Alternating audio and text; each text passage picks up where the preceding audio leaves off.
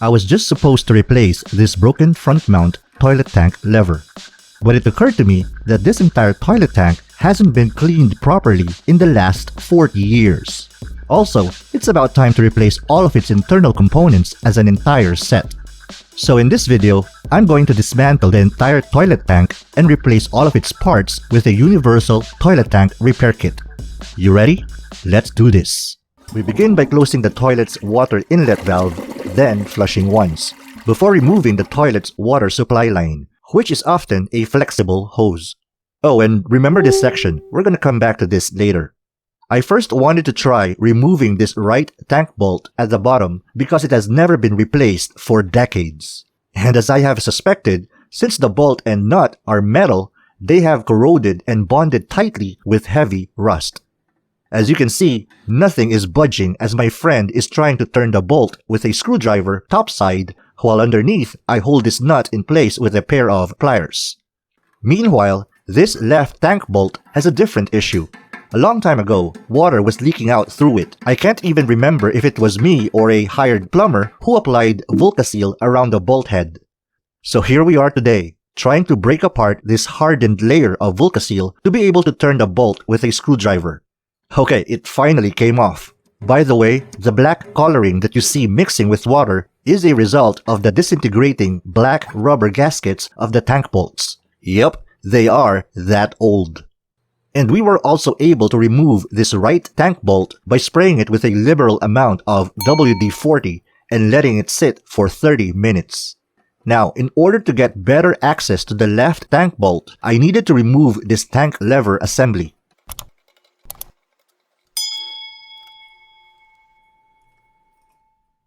Next is this fill valve assembly.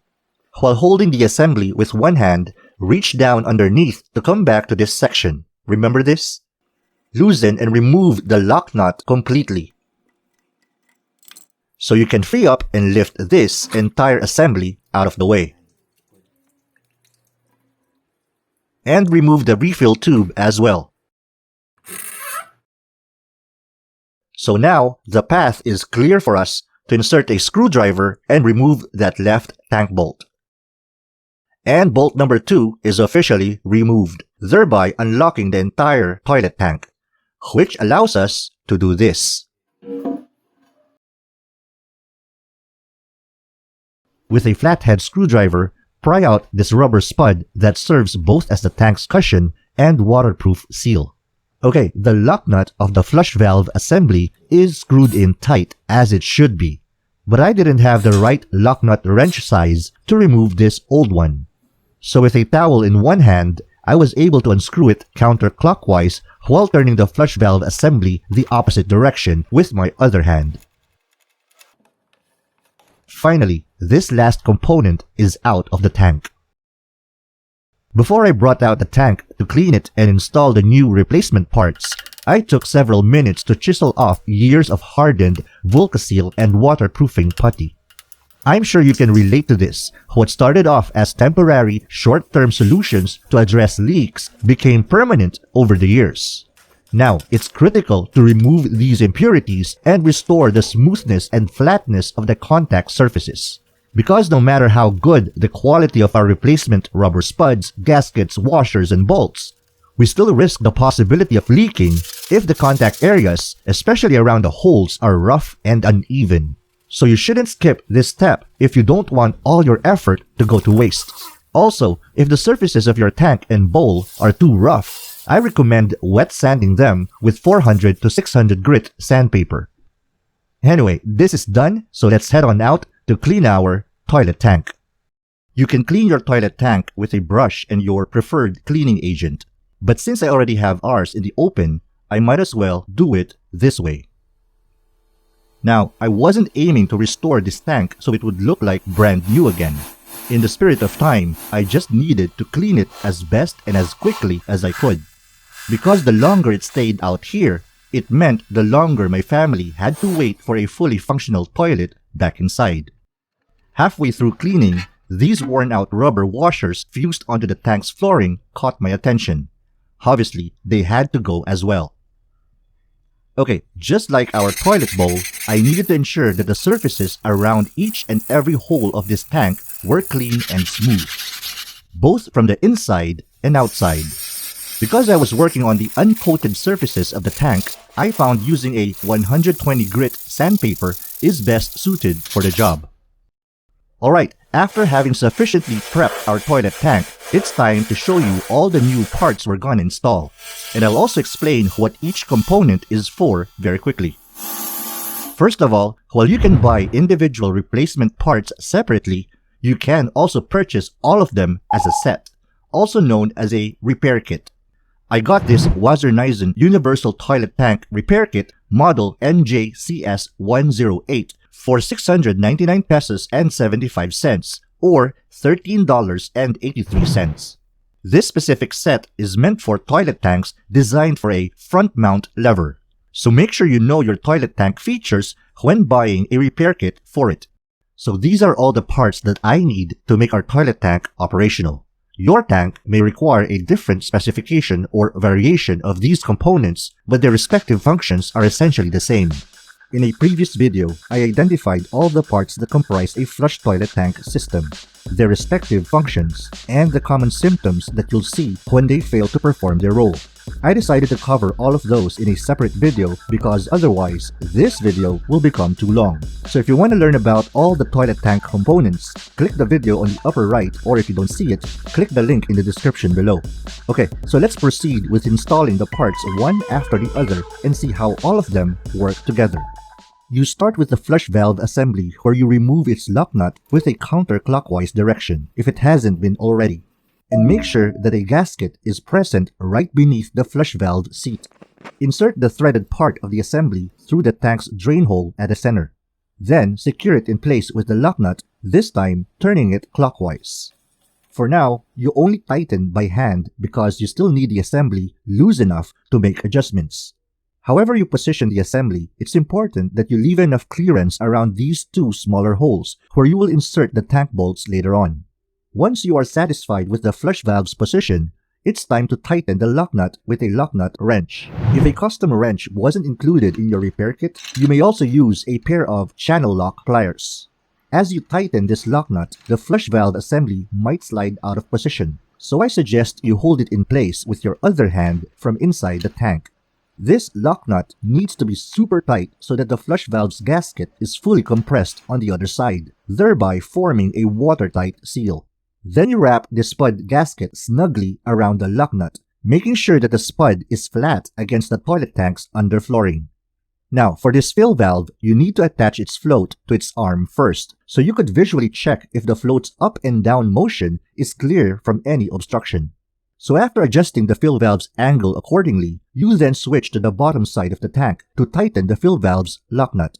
Just like before, as your hand is tightening this side, hold the fill valve assembly in place with your other hand to keep it from sliding. And this time, switch to the smaller side of this wrench to tighten the lock nut all the way. Just like with the flush valve, this fill valve lock nut needs to be super tight to avoid water leaks. Since this fill valve was part of a universal repair kit, it also came with this adapter that's compatible with the size of my existing flexible hose. Okay, while it's not necessary at this point, it's still a good idea to test fit the tank bolts if they will go through their respective holes. By the way, I'm relieved that these are made of ABS plastic instead of metal, which means I don't have to worry about rust anymore. Set aside the tank bolt's lock nuts for now, since these will only be used much later. Take the flush lever and remove its lock nut in a clockwise motion.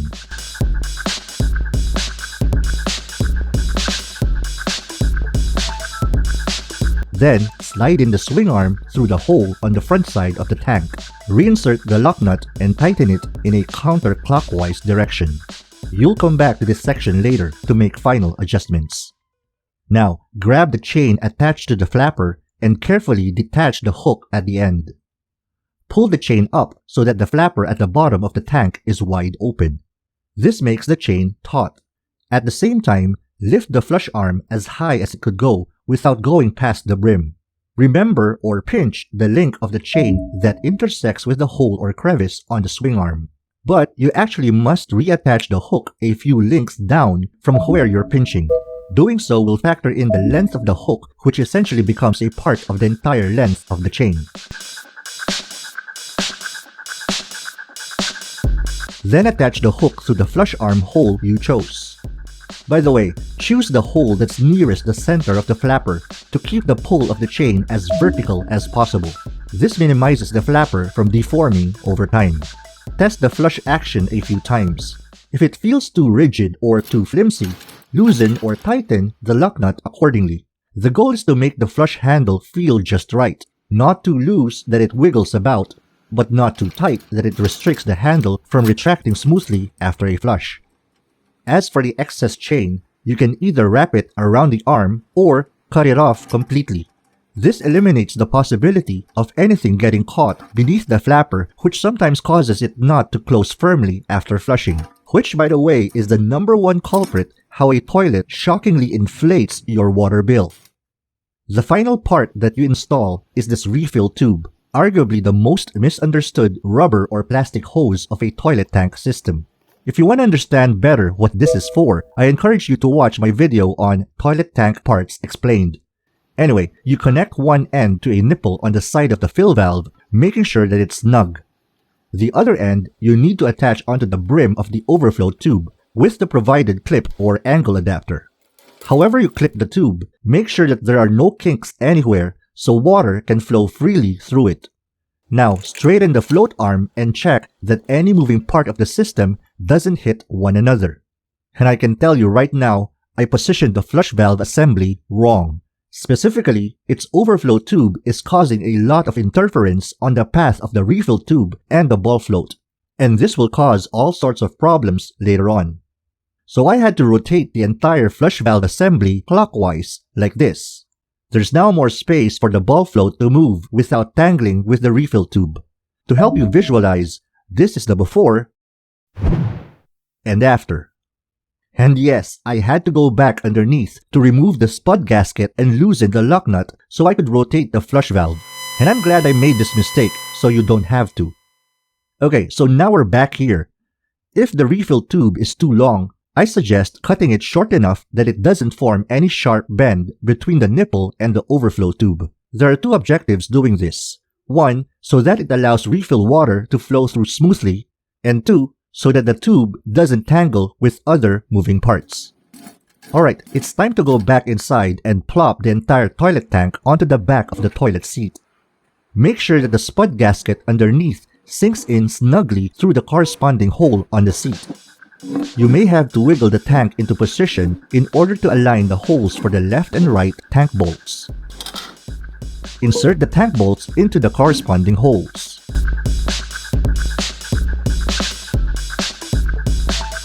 Bring out their lock nuts and screw them in tightly from underneath. It's critical that these nuts and bolts join the toilet tank and toilet seat firmly together. Otherwise, there will be dire consequences, as I have thoroughly explained in my other video.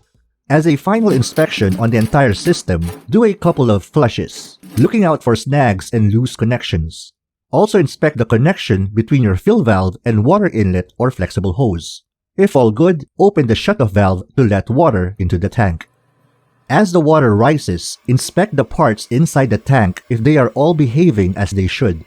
This is also a good time to inspect for leaks underneath the tank. When the fill valve shuts off, signifying that the tank is full, inspect the water level. Ideally, it should not pass an inch below the brim of the overflow tube and the tank's full capacity marker. If either conditions are not met, flush the toilet and adjust the angle of the float arm. If the water level was too high, bring it down a notch or two. If the water was too shallow, then bring it up. You do this by loosening the flange nut, making the adjustment, and tightening it back.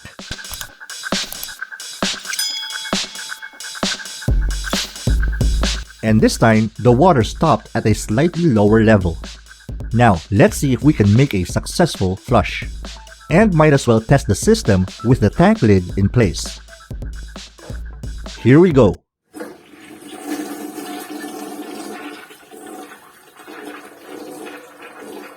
So far, so good. And that's what I call a clean toilet tank handing out a royal flush.